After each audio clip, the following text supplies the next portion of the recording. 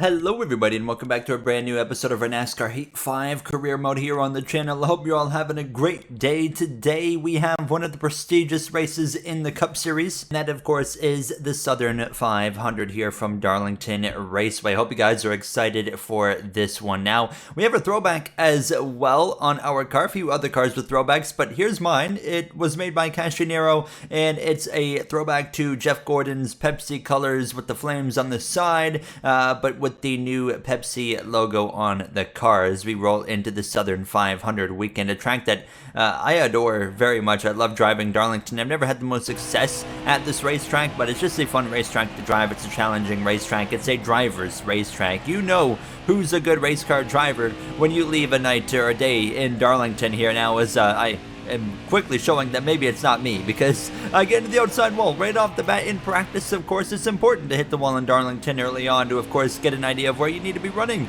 and what to do when it comes to this circuit now. But I was pretty happy with how the car was driving overall in these opening laps that I did in practice. We beat the goal time 2 consecutive laps here. The goal was a 29.518. We beat it, like I said, twice in a row. And overall, it was a pretty good practice session when we looked at the lap times at the end. But you can see in the last few laps it started to progressively get slower. Doesn't take long for tire fall off to start to kick in when it comes to this circuit now as we roll into qualifying here Saturday afternoon, getting ready to roll for a goal of a 29.611 as we head down this front stretch to start our qualifying lap on the run into turn number 1. What can we do here? Last episode, Shane Van Gisbergen picked up the victory, of course, at Kansas, a part-time driver.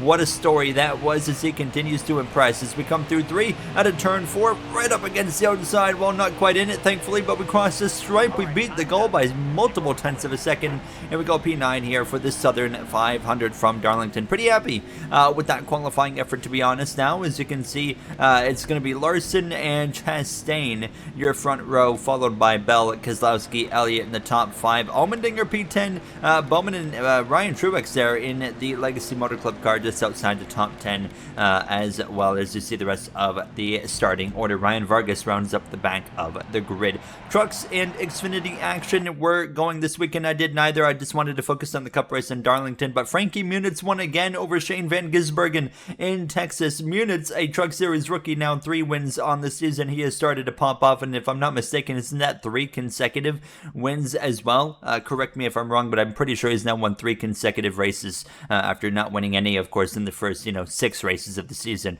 Xfinity Series, it was Trevor Bayne winning in Darlington over Chandler Smith, our colleague Xfinity teammate there. So a very solid effort there from Trevor Bayne to go to victory lane now, as we get to put our focus now to the Cup Series Sunday night for the Southern 500. We're coming to you live with the Southern 500 here in Darlington. Darlington is a true driver's racetrack where you will always see legends or future stars of the sport win races here. Who will add their name to that win list today?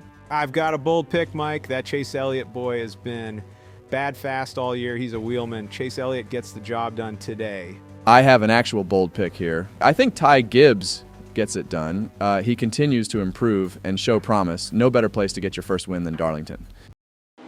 All right, bud, it's a long race. Patience will be everything tonight. Yeah, 10-4. Let's just keep it clean and have a good night. We'll be there at the end. We got a quick car. Ready to roll in Darlington for the Southern 500. Now, of course, we had that recent meeting with Joe Gibbs, and we might be going to continue those negotiations in the next episode or 2 and try to see if we can, finalize a deal as early as we can with Joe Gibbs Racing for next season as we look to take over the 19 car. Of course, Martin Truex Jr. retiring from the Cup Series at the season's end. We're ready to roll here in Darlington for the Southern 500. Now, right behind that 17 of Chris Buescher, the green flag is out, and we're underway here from Darlington from the 9th starting position. There you see Austin Dillon's throwback, a very slick paint scheme there, as well as we dive down towards turn number 1. A few other drivers with throwbacks today, the 22 of Joey Logano and the 8 of Kyle Busch as well. And those schemes were made by R. Telcontar. That's their name, at least in the Discord. So shout out to them. Very slick paint schemes. Now, as we dive down into 3, though, up the inside of the Exalta Chevrolet of William Byron, trying to get as well past him and into P7. Not going to quite be successful there. AJ Allmendinger might have started P10, but he is dropping like a rock already on just the first lap of 28. It's a lengthy stage number 1 here in Darlington, especially if it stays green. Larson out in front right now as we exit turn 2 alongside that 24, and immediately what we're seeing, at least on the short run for sure, this car has really good turn off on the exit at 2, and of course that leads us to a lot of momentum to head down the back straight away into turn number 3 to fight alongside somebody. But this battle with William Byron, it's not going to be an easy one. The AI, they can be difficult to pass unless you really sail it off into the corner, and I'm learning that early. Byron back clear, and in my rear view mirror, that was the 12 of Ryan Blaney hounding and knocking on the door. He's got some speed, but who doesn't have speed? The 20 of Christopher Bell. We pass him there for P7, but following through immediately is that number 12 of Ryan Blaney, and you're going to see right here, lap 5 into turn 3, up the inside, we go very close quarters, had to back out of it there. Blaney goes through, takes P7, and then he would continue marching his way forward. He's going to pass the 24 of Byron, putting some pressure on Kozlowski as well as Chase Elliott. Chastain now in front after passing the 5 of Kyle Larson, as the battle with the 24 of William Byron continues, and you can see that's brought Denny Hamlin into the mix as we start lap 9 of this race, and that allows Hamlin in the FedEx Toyota Camry up my inside. I just let him have it at that point. I wasn't confident I could stay ahead. Now Chris Buescher to the lead here from this Southern 500. Now a lot of racing to go. Of course, one of the longest races we will see this season in terms of time of the overall race. Now we clear Byron, however, through 3 and out of turn 4 finally. So he's dropping back. We're able to get past him, move back up into P8, and then we just start to run down some cars by following this 11 car. So a few cars that were really struggling about halfway through this run.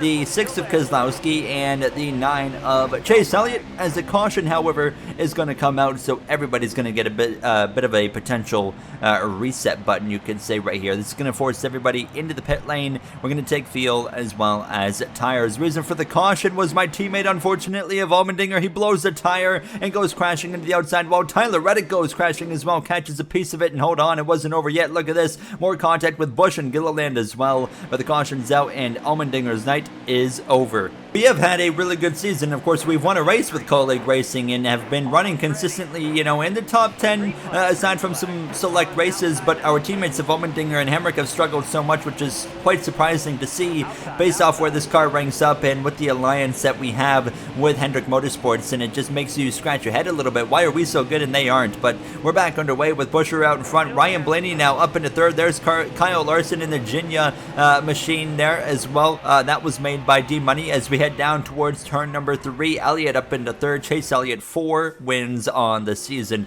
most recently at the Talladega Superspeedway, of course, where we finished runner-up to the Napa Auto Parts driver. Now as Chastain clears us on the outside, Larson trying to fight back here with 11 laps remaining in the stage. Blaney leaning on the door of the 17, and Chastain actually tapped the wall, it looked like, came back down the track into the side of me. We're wheel to wheel on the exit of turn 2. Gibbs behind us side by side with the 5 of Larson. We get ahead of Larson there as he tried to fight back, but Chastain gets clear, so now we have to settle into P5 briefly now, but Ryan Blaney out in front as Chastain would continue his way forward. He passed the 9 of Elliott as I tried to follow through a few moments later on lap 20 down towards turn number 3. We're going to sail it off into the corner to try and almost do a slide job on this 9 of Elliott. The job's done, but we slide up too far, and the 54 of Gibbs gets a huge run through the center of the corner. He's going to pass it, so we got up to 4th, and now we jumped to 5th. Another crash in the back, and it's again the 45 of Tyler Reddick there. That's going to bring up the second caution of the day. It looked like a tire failure there for him as well. He was caught up in the wreck with Allmendinger,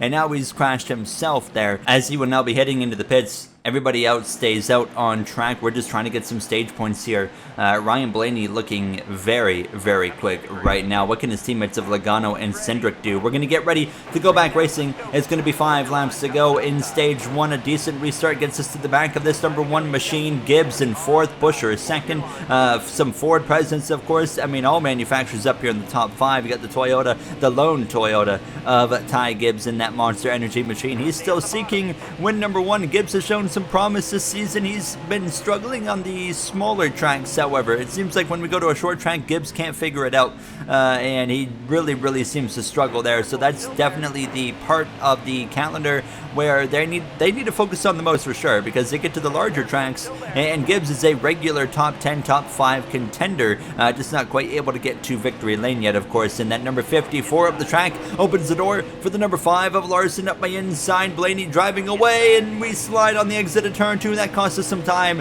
and Hamlin goes through, and here comes Austin Cindric as well, another Penske car into the top 10. We'll let him go into turn 3, and then we're just going to try and, of course, pass him back. However, things don't go to plan. Into turn 1 and 2, the 2 up the inside of the 54, and then myself into the outside wall. Thankfully, we have a gap to the cars behind, so we're able to manage that and hold on to P8, but that takes any chance of gaining any more spots away, and we just held on through the final turn in stage 1 now. It's the 17 that would repass Blaney at the end, and Busher wins stage 1 instead of that 12. We get 8th place in this stage, so the car is okay. I make a mistake here and there, and I definitely felt like, though, we needed to loosen it up a little bit going into stage 2.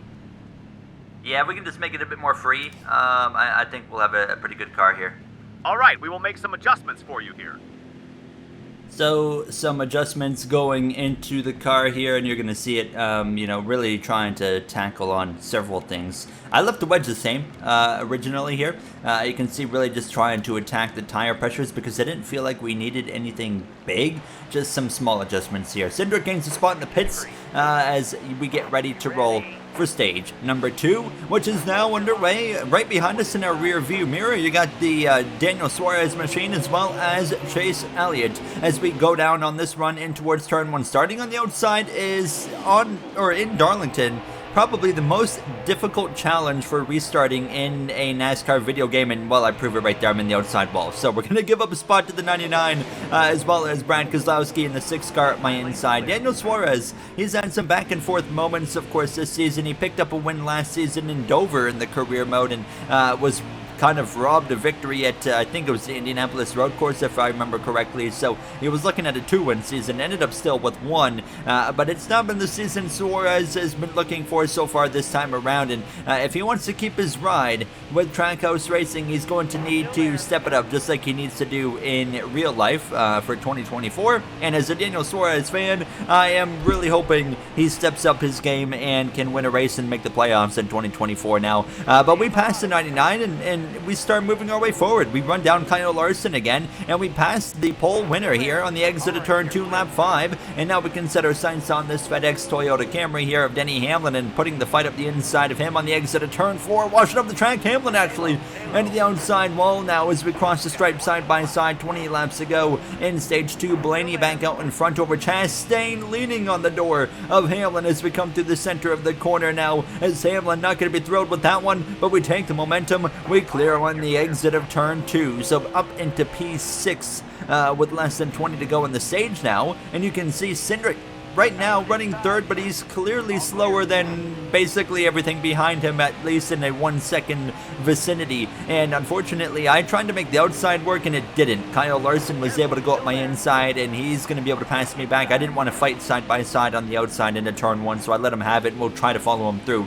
And you can see right here that car's just going to start to pass this 2 car of Cindric. Larson's going to pass him. Ty Gibbs is going to try and follow through on that inside with 15 laps to go in the second stage. I'm getting hounded by Hamlin, and I'm hounding the wall. We run into it again for the second time significantly tonight, and you see the time we lose there. Hamlin goes around the outside, but we still have a car capable of, not sucking, basically, and we rally back and we run down this 11. We run down the 54 as well here as we go down this back straightaway on lap 15, right to the back of both of them. I forgot to show, we did, all 3 of us, get around the 2 of Austin Cindric. You can see him in the mirror a little bit. We were able to breeze past him. And Ryan Truex, after I passed the 54 of Gibbs, is up in the top 10 as well, having a good run. 10 to go in stage number 2, up the inside of Hamlin into turn number 3. Now, if you really want to be able to pass somebody and clear them in 3 and 4 on the inside, you kind of have to do the slide job move. You got to just sail it off in there and just slide up in front of them. That's really your only option, and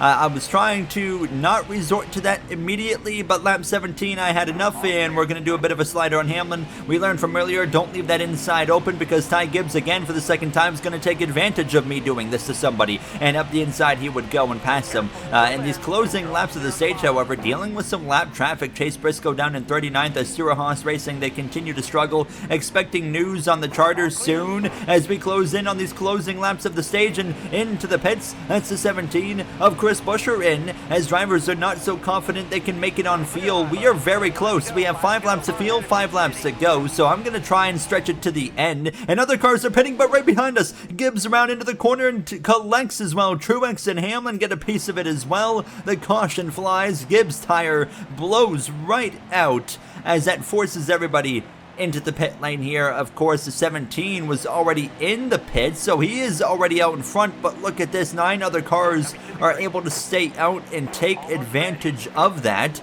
So now we're gonna have a 1-lap dash in the stage. Hamlin's slow because he was a part of that accident, but we got 9 cars in front of us that stayed out. 8 of them don't really have the capabilities and the speed in their cars tonight to actually beat up here. But Buescher, the leader, we know he's got speed. He's been top 3 all night long. But Blaney, Chastain, Larson, they're right here with us. These are crucial positions now. But everybody in front is not going to pit at the end of the stage either. So we're going to have to pass them straight up here in stage 3 and get aggressive here through 3 and 4 for the final time. Buescher, your stage 1 winner, is going to sweep the stages. He'll win stage 2. We're 3 wide with Chastain to the line. It's only P11. Not even a stage point there in stage 2 after running as good as we did, you know, running top 10 all stage long. Moments like that, always a little bit annoying, frustrating and whatnot. Bowman gets a stage point, or a few stage points. Ryan Preece as well, some stage points in the 41 machine, as we're going to get ready to roll for this 3rd and final stage. So everybody staying on track. Ty Gibbs, by the way, is out of the race in that 54 car. Unfortunate for him because he was having a great night. It is what it is, though. Nothing you can really do about a tire failure here now, as we're ready to go for this 3rd and final stage. It's a lengthy one. 33 laps of racing remain here from Darlington, and out in front is the 17 of Buescher. We know Buescher has had the speed today. He won stage 1. He wasn't really, you know, leading in stage 2, but he pitted, and then the caution came out, and he got propelled to the lead, but he was still running great, you know, top 3 position. So we know he's got speed, so he's got a great gift here early on in stage 3, because we got to deal with this traffic, and we are going to be the 2nd car, you could kind of say, a net P2 right now, because we're trying to pass these slower cars that are struggling tonight, and one of them's Truex, and Chase Elliott, he's been struggling as well. Bubba Wallace, not a great night for the Atlanta winner. He's had a rough stretch of races here, but we'll pass him into turn 3. Joey Logano, you see his throwback there finally, one of his, of course, Home Depot throwbacks that is, but the 22 struggling as well. Byron up there in front of us now as we try to run the rest of these guys down. Now the 24 and the 9, they have decent speed, they just haven't had, you know, enough to be a part of the conversation to go for a race victory here tonight in the Southern 500. Look at the dive to the inside of the 24. Couldn't quite make it stick there, so we have to fight back on lap 63 out of turn 2. But Chastain had been able to follow me through this traffic. You see him behind us. Hamlin will be the 3rd car to follow us through, the 2nd car, sorry, to follow us through. But we'll pass the 24, but Chastain followed me right through, and so did Denny Hamlin. Now as we exit turn 4, come to lap 65, what can we do with Chase Elliott? As we exit turn 2, a big run down the back straightaway. Hamlin now to the inside of Chastain, so this is my opportunity to go down into turn 3, slide job up the towards the top, and we'll take 2nd place away. But here comes the 11 of Hamlin, and the caution's out again here in Darlington. 28 laps to go, so even if we pit now, we could not make it to the end.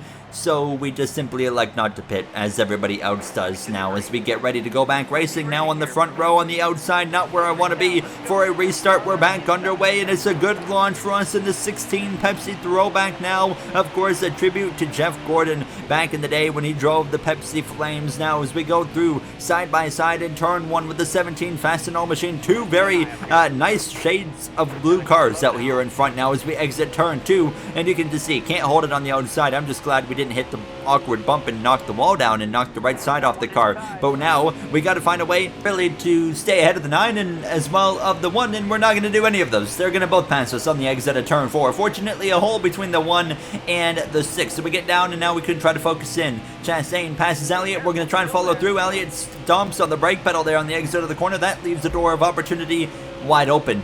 23 coming to 22 laps to go. We passed the 9 of Elliott, and now the pressure is on the back of Ross Chastain. And if you know anything about Ross Chastain, it's basically just Ryan Newman but fast. You know, he's so hard to pass, and we are all over the back of this one car, but I was struggling to find a way to actually, you know, complete the pass on him, and the 17 wasn't really pulling away from us very much, which makes me confident that if we can pass this guy, we can go and maybe run down that 17 of Busher. But the struggles continue, and that was allowing that 17 to just stretch out the gap, and I just couldn't find my way past Chastain. Lap 76 at this point, running out of time now, wondering what is it going to take now. We have 8 laps of fuel in the car. It's looking like a green flag pit stop will be coming here for everybody now as we go down into turn 3, lap 77, trying to find a way past Chastain. It's all about the exit of turn 2 setup. If we can nail that, we can get alongside, but I hadn't quite had it hit yet until right here, lap 78, Chastain up the track. The door is open to the inside of the One Worldwide Express Trackhouse machine, and we're going to dive it down into turn 3. We've done this move several times tonight. We do it again. We clear the 1 of Chastain, but now the gap nearly 2 seconds to the 17 of Busher. Can we run him down with the time that we have?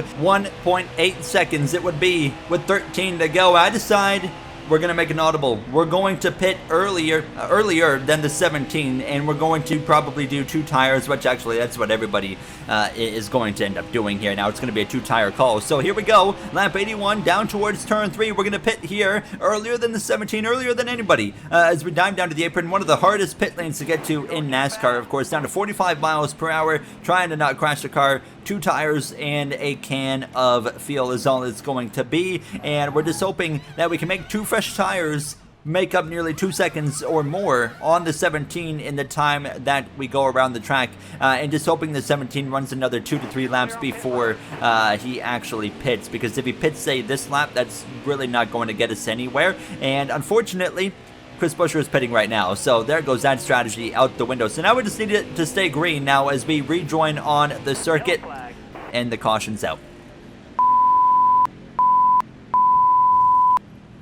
Let me know if you guys agree with what I said there as we get ready to go back racing, and our race just got screwed. We're the lucky dog. That's the one positive. We can still gain positions, but we just got royally screwed, and Buescher was on the pit lane when the caution comes out, so he can stay out here and now basically drive off into the sunset and win this race. So I came back into the pits, threw 4 tires on it because we couldn't gain or lose any more positions. We had to start at the back anyways, and then we're just going to try and pass as many cars as we can before this race is over. But that's heartbreaking. I can't believe that one, because it was looking like, okay, we might have a chance to win the Southern 500, to now, okay, we might finish in the top 20 in the Southern 500 at this point now, and that's really it. So we're just trying to hold the mail past these cars now, going 3 wide with Austin Dillon as well as my teammate of Daniel Hemrick. Hate to take my teammate 3 wide, but he's just been struggling so hard now outside of Atlanta. You know, he ran good there and then hasn't shown up anywhere since. But P25, and we just continue to move forward here, passing the 47 of Stenhouse, the 41 of Ryan Preeson. We're going to catch Osavar and pass him, go around the outside of that Cheddar's machine of Kyle Busch as well. Hold on, maybe not quite yet there with 3 laps to go. Busch making it a little bit difficult here for myself in this 16 machine, but we'll cross him over actually into the door there. Busch not leaving a lot of room, but that was kind of on me for sure there. I forced the issue on that one, but up to P18 now, looking for 17th with 2 laps to go.